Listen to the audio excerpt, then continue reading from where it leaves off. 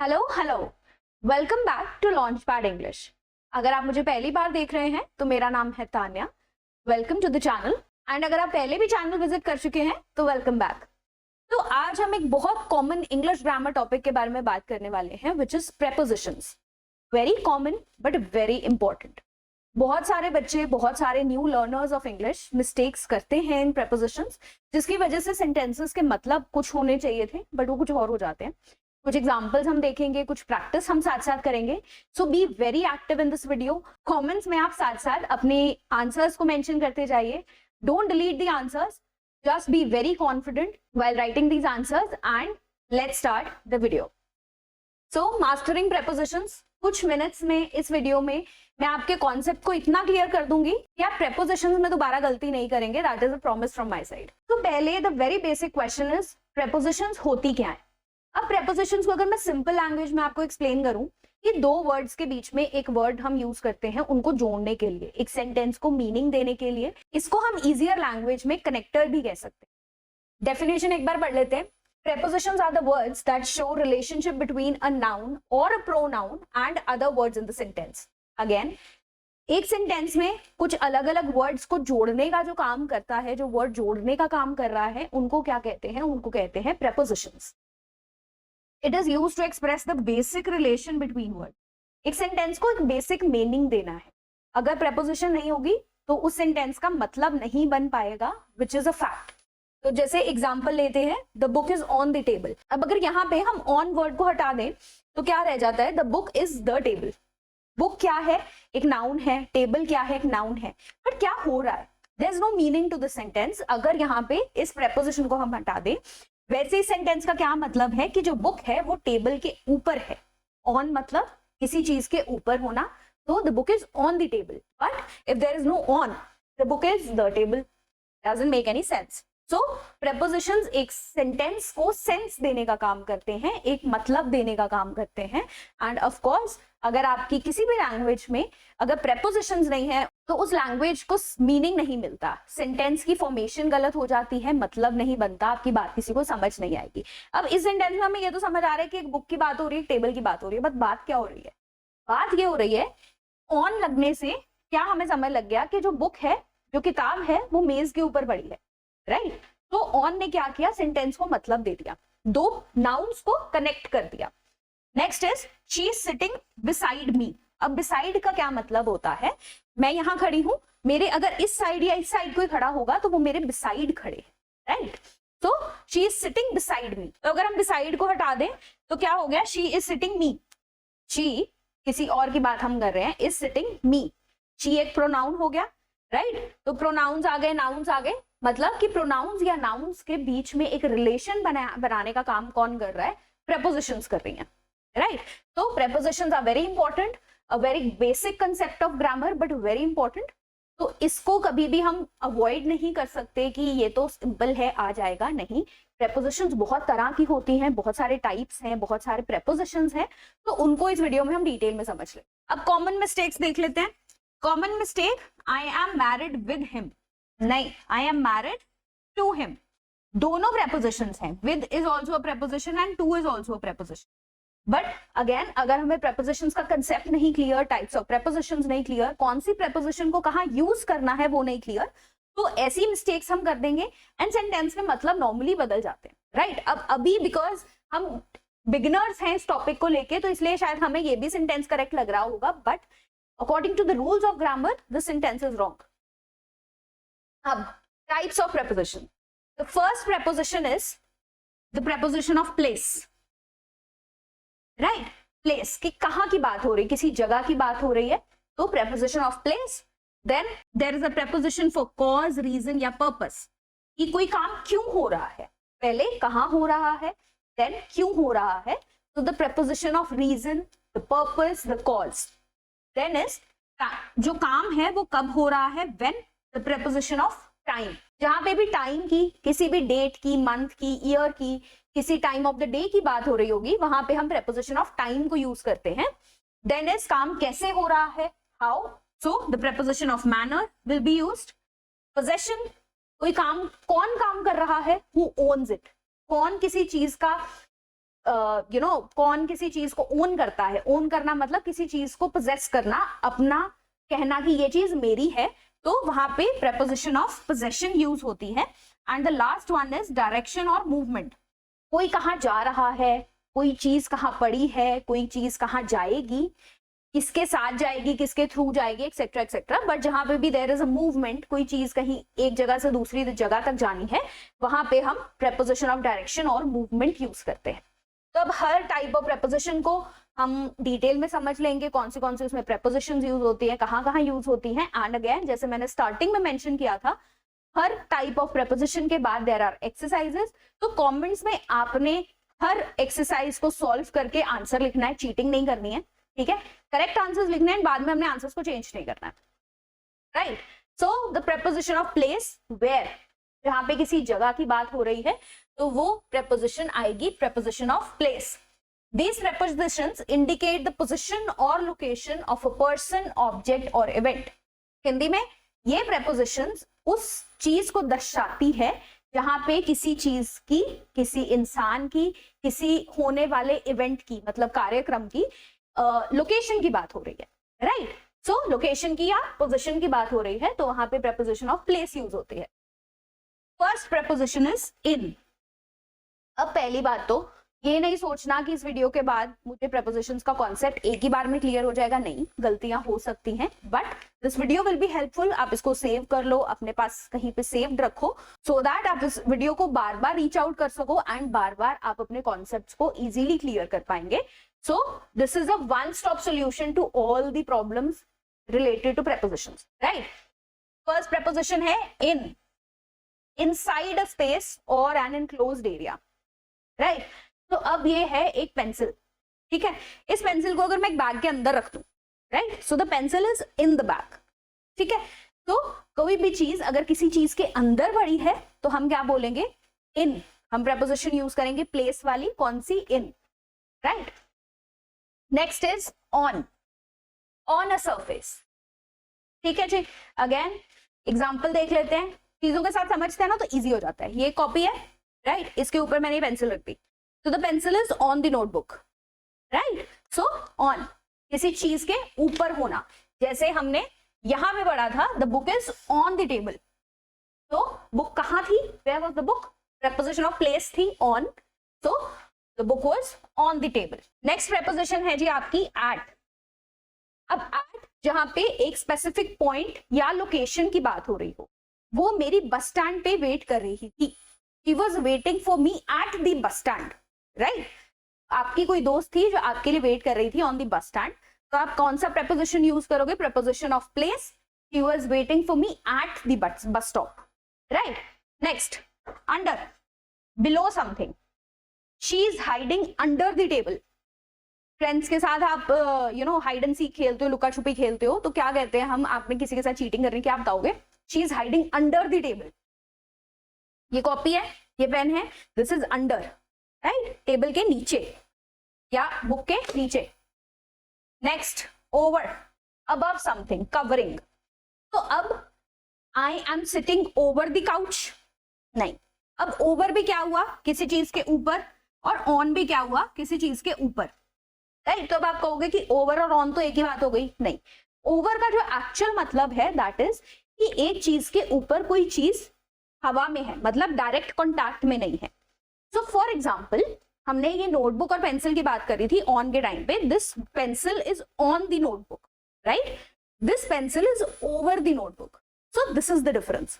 Over मतलब जब दो ऑब्जेक्ट्स का कॉन्टैक्ट नहीं है, मतलब डायरेक्ट टच नहीं है, तो वहां पे ओवर यूज होता है, बट जहां पे देयर इज डायरेक्ट टच वहां पे ऑन यूज होता है। सो एग्जाम्पल ले लेते हैं, The painting is hanging over the couch, मतलब पेंटिंग जो है वो काउच के ऊपर दीवार पे टंगी हुई है, मतलब पेंटिंग और काउच का कोई डायरेक्ट टच नहीं है, there is no direct contact, तो इसलिए वहां पे हमने ओवर यूज किया।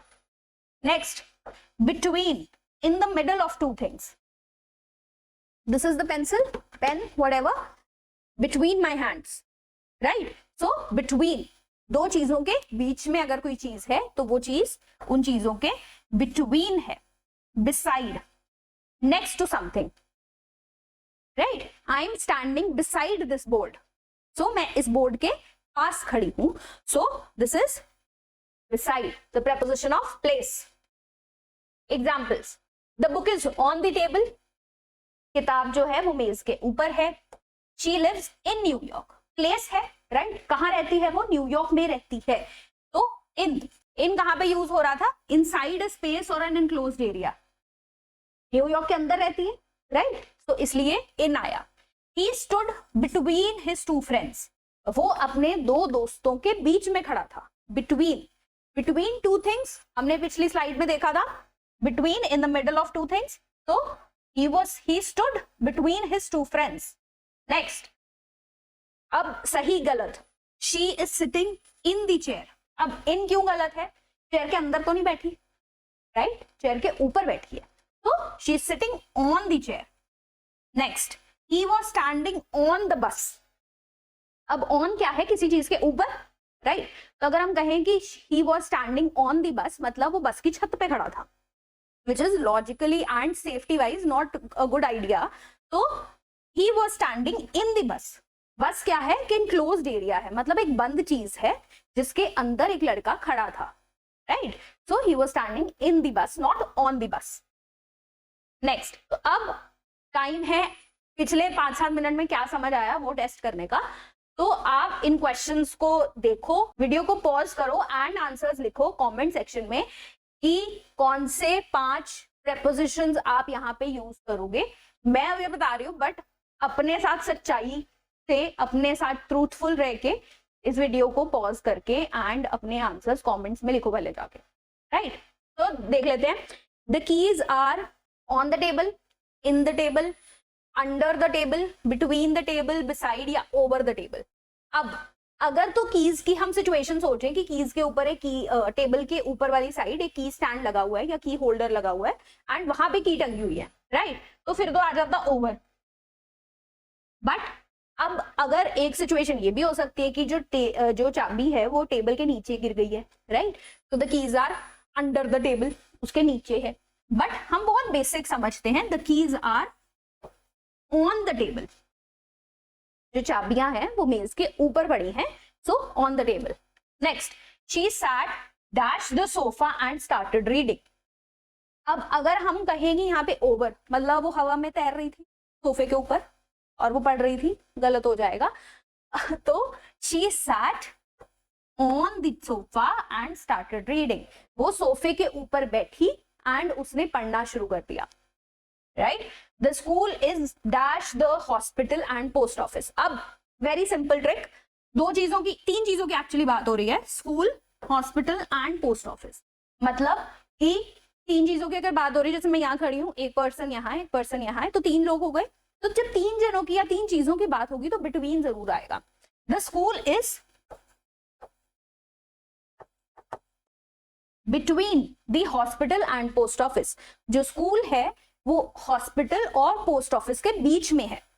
किसी को आप एड्रेस समझा रहे हो तो क्या यूज करोगे, बिटवीन, कि ये 2 दुकानें हैं, उसके बीच में वो वाली दुकान है जहां तुम्हें जाना है. So like that. The painting is hanging on the couch, मतलब काउच के ऊपर, काउच के बैक पे हमने की लगा के और वहां पे पेंटिंग टांग दी, गलत हो जाएगा. So the painting is hanging over the couch, right. The next one, last one, he waited for me dash the bus stop. In the bus stop, bus stop के अंदर घुस गई थी, नहीं. On the bus stop, bus stop के ऊपर खड़ी थी, नहीं. At the bus stop, right? यहाँ हमने देखा था at a specific point or location. So bus stop is a location, it is a specific location. So he waited for me at the bus stop, right? I hope the preposition of place, where is clear. तो अब चलते हैं next one, time. Very easy, confusing है थोड़ा सा, same prepositions है but मतलब काफी सारी सिमिलर है, बट एक बार समझ लो, ध्यान से समझ लो, सुन लो, बहुत इजी है, क्लियर हो जाएगा. These prepositions indicate the time of an event or action. मतलब कि ये prepositions उस समय को दर्शाती हैं जब एक कार्य हुआ था, राइट. तो फर्स्ट preposition is in. मेरा जन्म कौन से महीने में हुआ है, सितंबर में. सो आई वॉज बॉर्न इन सितंबर. जहां पे भी किसी महीने की, साल की, सेंचुरी की या कोई भी लॉन्ग पीरियड की बात आ जाती है तो वहां पे इन प्रेपोजिशन यूज होती है. For example in January in 2024. So when did COVID hit? The COVID hit India in 2020, right? Next one, on specific dates and days. अब जहां पे भी कोई एक तारीख आ जाए या कोई एक दिन आ जाए वहां पे on. When was your birthday? It was on. It was in नहीं. जब डेट हम बता रहे हैं, अगर महीना बता रहे हो तो इन लिख दोगे, अगर आप डेट बता रहे हो तो ऑन लिख दोगे. तो for example you are writing an essay about a event, तो बहुत बड़े इवेंट के बारे में कैसे लिख रहे हैं, एंड वहां पे अगर तो आप महीने की बात कर रहे हैं, कोई भी आप मंथ स्पेसिफाई कर रहे हैं तो वहां पे आप इन लिख देंगे. बट अगर आप एक स्पेसिफिक डेट बता रहे हो तो वहां पे आप लिखोगे on. So on Monday I will see you on Monday, I will see you in Monday नहीं, on Monday. So on 15th of August at precise times. तो अब महीना, साल, सेंचुरी की बात होगी तो इन, अगर किसी डेट या डे की बात होगी तो ऑन, एंड अगर स्पेसिफिक टाइम की बात होगी तो at precise time. I will see you at 5 o'clock in the evening, right? या I will see you at sunrise. सुबह मिलते हैं, कल सुबह मॉर्निंग वॉक के लिए मिलते हैं, राइट? तो I will see you at sunrise, मतलब जब सूर्य उदय होगा तब मैं आपको मिलता हूं. Next is by, before a deadline. Offices में डेडलाइंस मिल जाती हैं, इतने बजे से पहले मुझे काम खत्म चाहिए, तो क्या यूज करते हैं आपके बॉस, सीनियर्स, मैनेजर्स?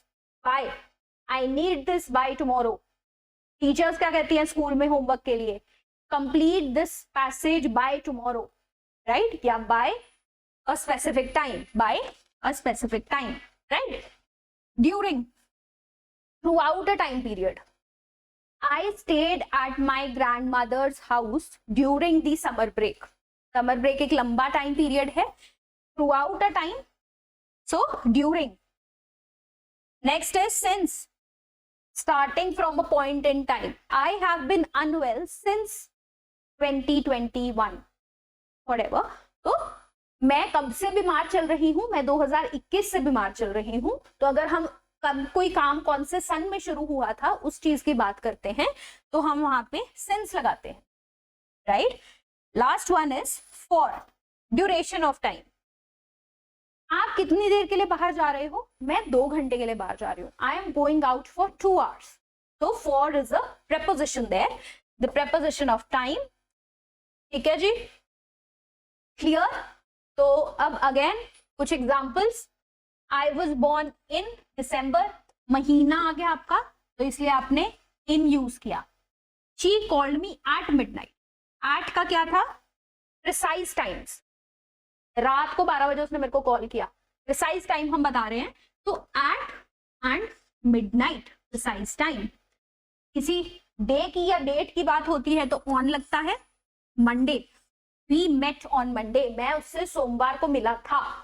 met है पास्ट टेंस, राइट? हो चुका है ये काम, तो टेंसेस वगैरह सब कुछ साइड बाय साइड चलता रहेगा. He has lived here since 2010, right? So since, वो कब से यहाँ रह रहा है? वो 2010 से यहाँ रह रहा है. So since 2010.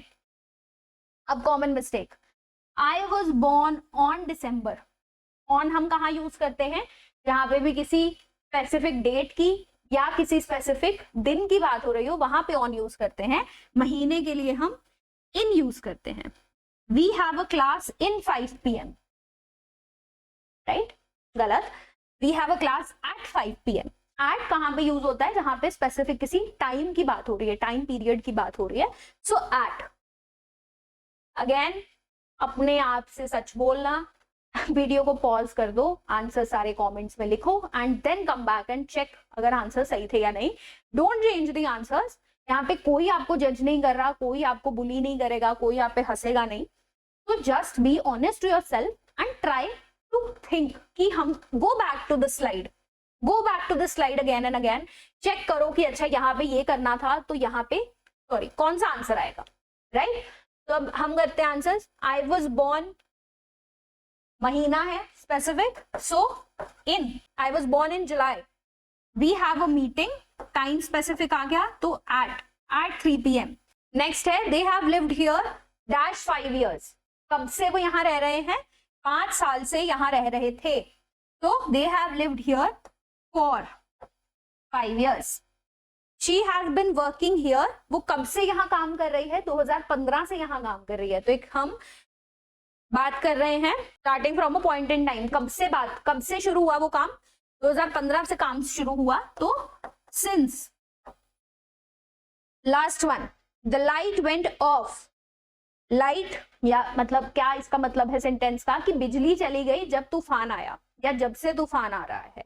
The lights went of during the storm. Throughout a time period, during the summer. तो जब तक आंधी चल रही थी या तूफान आया हुआ था, लाइट नहीं थी. The lights went off during the storm. Right? Next one. Preposition of direction and movement. Where is it going? These prepositions show movement from one place to another. एक जगह से दूसरी जगह जाना. मेरा यहां से यहां आना is a preposition of movement और direction. तो यहां पे अगर मैं अपनी बात करूंगी तो मैं ये वाली prepositions को यूज करूंगी. कौन से prepositions हैं? To, movement towards a specific destination, going to school. I am going to the class. तो मैं एक specific direction में कहीं जा रही हूं तो वहां पे to यूज होगा. Next, into. Entering a space. May I come into the class? May I walk into the class? Walking into the room. Right? तो आप किसी specific जगह के अंदर जा रहे हैं. अंदर, if I use the word घुस रहे हैं, तो you will use into. Next, onto. Movements towards a surface. Jump onto the table. Table के ऊपर छलांग लगाओ. तो jump onto the table. From. Starting point. एक जो जर्नी थी आपकी वो कहां से शुरू हुई? I went to London from India. Right? So मैं कहां से, मेरी जर्नी कहां से शुरू हुई? इंडिया से शुरू हुई. तो क्या वर्ड यूज होगा? कौन सी प्रपोजिशन यूज होगी? फ्रॉम. नेक्स्ट, टुवर्ड या towards. Movement in the direction of something. Walked towards the park. I walked towards the class. Right? So मैं एक क्लास की तरफ गई. आई नो जब भी हम prepositions की बात करते हैं तो काफी prepositions होती हैं जो सेम साउंड करती हैं. इसका भी मतलब यही है, इसका भी मतलब यही है. बट जैसे हमने स्टार्टिंग में ऑन एंड ओवर की बात करी थी, ऐसे ही एक गलत preposition यूज करने से सेंटेंसेस का मतलब बदल जाता है. तो इसके लिए आप जितनी प्रैक्टिस करेंगे उतना आपके लिए बेटर है. Right? So out of. Exiting from a place. किसी चीज से किसी चीज के अंदर एंटर करना. Into. Walking into the room, going out of the place, so out of. Very simple. Ran out of the house. The dog ran out of the house. तो घर से वो बाहर भाग गया. Right? Examples. She is going to the market. To. Movements towards a specific destination. एक fix जगह की तरफ जब जाने लगते हैं आप तो आप क्या यूज करते हैं? To. So she is going to the market. He walked into the room. किसी चीज के अंदर एंटर करना. into the room. Right? The cat jumped onto the bed. On the bed या onto the bed. Both are correct logically, but because we are doing a specific type of preposition, तो इसलिए अभी हम यहाँ पे onto की बात कर रहे हैं. Right? The cat jumped onto the bed. जो बिल्ली थी उसने बिस्तर के ऊपर छलांग लगाई. He came from Canada. उसकी जर्नी कहाँ से शुरू हुई? कनाडा से शुरू हुई. So from Canada. Common mistakes. She went in the room. She went into the room. Right? तो क्या होता है कि अगर हम in यूज करें या into यूज करें तो वहां पे type of preposition गलत हो जाती है. इसलिए maybe the sentence sounds as right, but अगर हम ग्रामर रूल्स के हिसाब से बात करें तो वो सेंटेंस का जो मतलब है या जो रूल है वो गलत हो जाता है. तो इसलिए she went into the room. Right? He jumped in the table. नहीं, टेबल के अंदर थोड़ी घुस गया जंप मार के. So he jumped on to the table. Table के ऊपर उसने छलांग करा. Quick quiz. Now he is going किस एक पर्टिकुलर डायरेक्शन में जा रहा है वो, मेरी जर्नी यहाँ से शुरू हुई और मेरा कहाँ, मेरी क्या डेस्टिनेशन है, मेरी डेस्टिनेशन है पार्क, तो he is going to the park, right. Next, she walked dash the room and sat down, वो कमरे के अंदर गई और बैठ गई। She walked into the room and sat down. The cat jumped dash the table. अब अगर मैं कहूं यहाँ पे ओवर यूज कर लो, तो ओवर क्या हो गया कि कैट ने टेबल के ऊपर जंप तो करी बट वो वहीं लटक गई, राइट। सो मतलब कि वो टेबल के ऊपर है, उसका डायरेक्ट कॉन्टैक्ट नहीं हुआ, बट यहाँ पे कैट ने टेबल के ऊपर जंप लगाई और फिर बैठी, is what the preposition means. The cat jumped on to the table, right. Next one, he came dash Canada last year, कहां से, अगेन उसकी जर्नी कहां से स्टार्ट हुई, कनाडा से।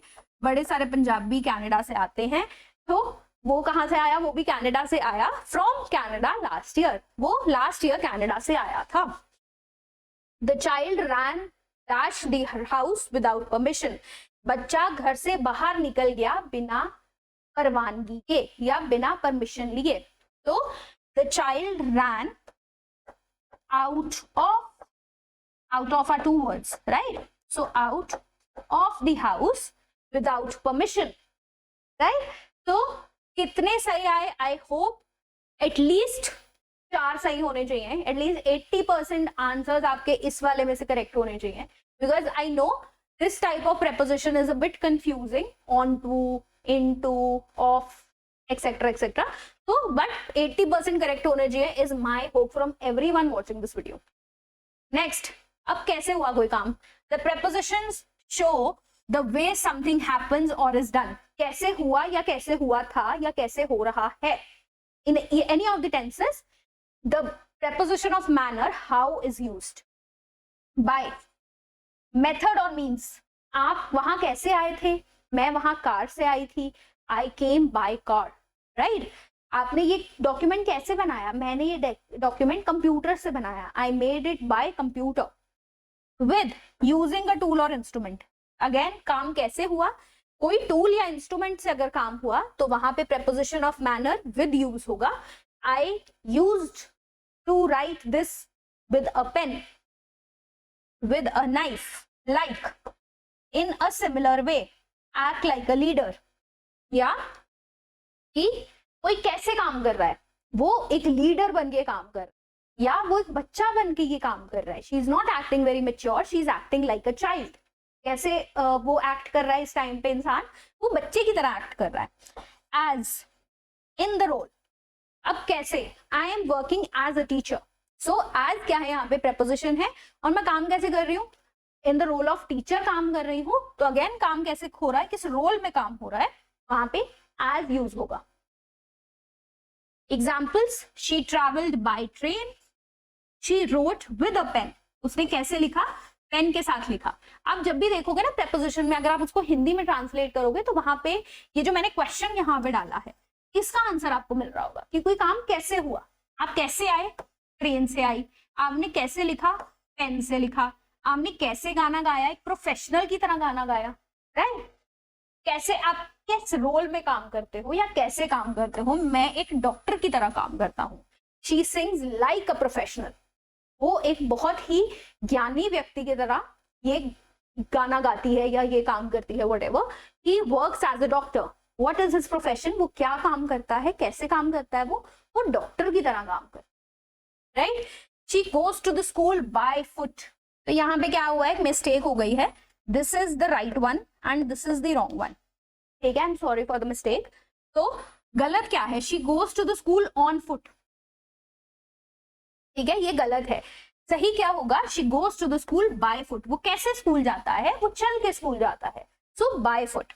Next, he wrote the letter by pen, नहीं, he wrote the letter with a pen. क्यों, by कहाँ पे यूज हो रहा है, मेथड ऑफ मीन्स, मेथड और मीन्स ऑफ ट्रांसपोर्टेशन, ठीक है, बट विद कहाँ यूज हो रहा है, जब एक टूल या इंस्ट्रूमेंट यूज हुआ, तो यहाँ पे पेन इज द इंस्ट्रूमेंट, तो इसलिए हमने विद यूज किया। Next, pause the video, write the answers in the comments and come and play back. He traveled by train. She wrote the letter with a pen. Next, वो कैसे काम करता है? वो एक मैनेजर की तरह वहां पे काम करता है। तो as a manager she sings dash a professional singer. She sings कैसे गाती है? वो एक प्रोफेशनल सिंगर की तरह गाती है। She sings like a professional singer. Last one, the thief escaped dash the help of his friends. अब यहाँ पे फ्रेंड्स क्या है? फ्रेंड्स है उसका tool.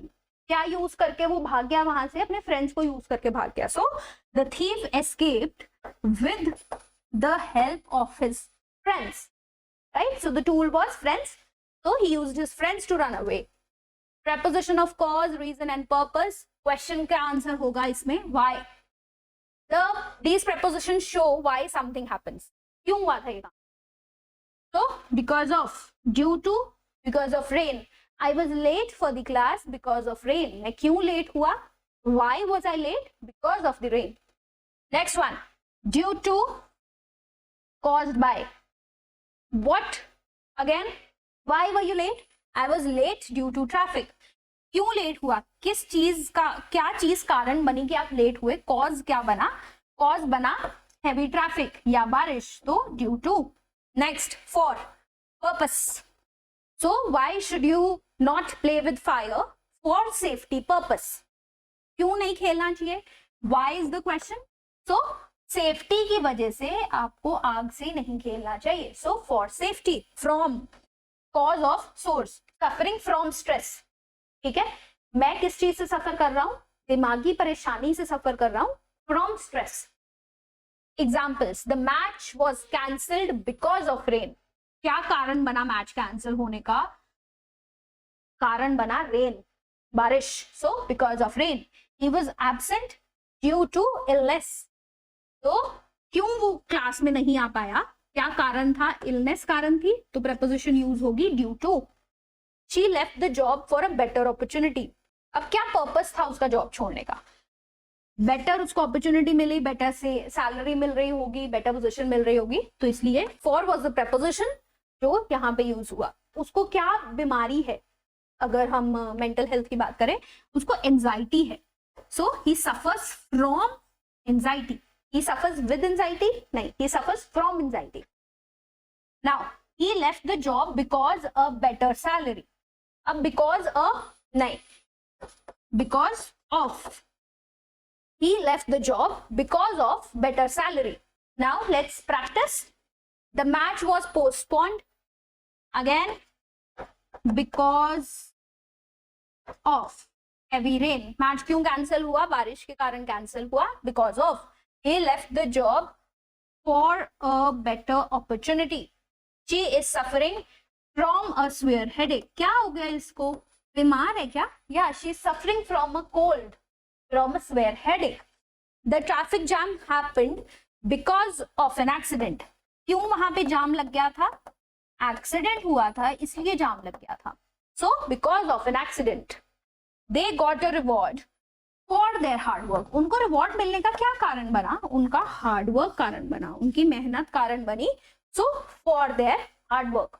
So last but not the least, the prepositions of possessions. Who owns it? ठीक है जी, the preposition shows ownership और belonging. ये चीज किसकी है, right?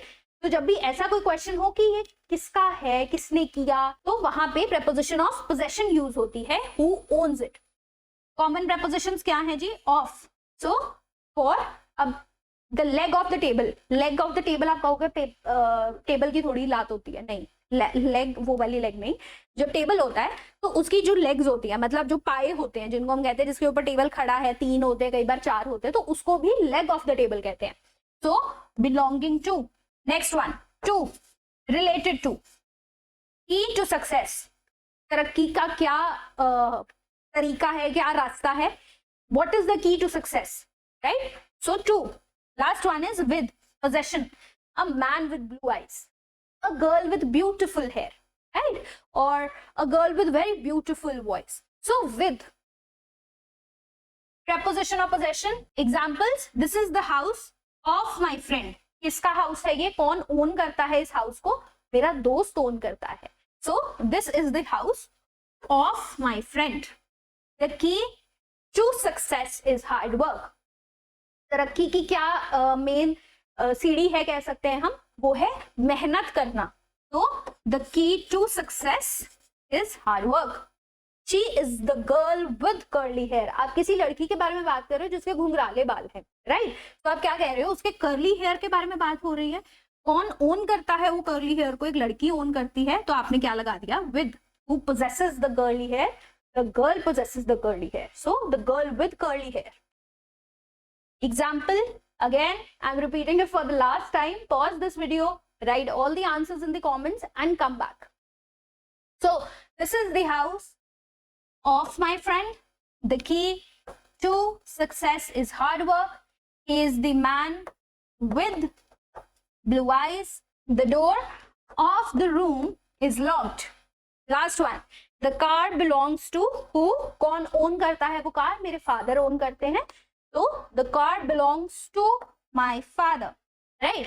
So that was all for the video. So अब वीडियो की सबसे इंपॉर्टेंट बात जो आप सबके लिए बहुत बेनिफिशियल है, अगर आप जेन्युइनली अपनी इंग्लिश को इम्प्रूव करना चाहते हैं, अगर आपको कंटेंट अच्छा लग रहा है, मेरी बात अच्छी लग रही है, मेरा समझाना ठीक लग रहा है, तो we have a launchpad English speaking course available in the recorded format. Features कुछ ऐसे हैं कि आपको इसमें बहुत सारी प्रैक्टिस एक्सरसाइजेस मिलती हैं, रिकॉर्डेड कोर्स है, तो आप जब मर्जी इसको अटेंड कर सकते हैं, एक्सेस कर सकते हैं कोर्स को। कोर्स की जो वैलिडिटी है वो 1 ईयर की रहती है, तो आपने आज लिया, आप 2 महीने के लिए भूल गए या यू वर बिजी, तो आप बाद में भी कोर्स को एक्सेस कर सकते हैं। तो the course of launchpad English is available on the application. Application का लिंक आपको डिस्क्रिप्शन में मिल जाएगा। और अगर आप इस कोर्स पे कुछ डिस्काउंट्स चाहते हैं तो डिस्काउंट कूपन कोड है तान्या, माय नेम। इसके ऊपर आप, अगर आप इस कूपन कोड को यूज करते हो तो आपको डिस्काउंट मिल जाता है ऑन द एप्लीकेशन, आप उसको भी यूज कर सकते हैं। अदरवाइज अगर आप इस कोर्स के बारे में और डिटेल्स चाहते हो तो वीडियो के डिस्क्रिप्शन में there is a Google form जहां पे आप फिल कर सकते हैं अपनी सारी डिटेल्स। हमारी टीम की तरफ से आपको कॉल आ जाएगी and you will get all the details about this course available. तो go ahead, fill the form. अगर आप कुछ डिटेल्स चाहते हैं या अगर आप कोर्स परचेज करना चाहते हैं, आपके लिंक पे क्लिक कीजिए, you will be directed to the course. आप अपना कूपन कोड यूज कर सकते हैं, मेरा नाम तान्या है, that is the coupon code, use कीजिए। Start with your classes, all the best. And prepositions अगर आपको समझ आई, अच्छी लगी, मेरा तरीका अच्छा लगा समझाने का, तो इस वीडियो को लाइक कर दीजिएगा। मैं आपको अगली बार मिलती हूँ। Take care, bye bye.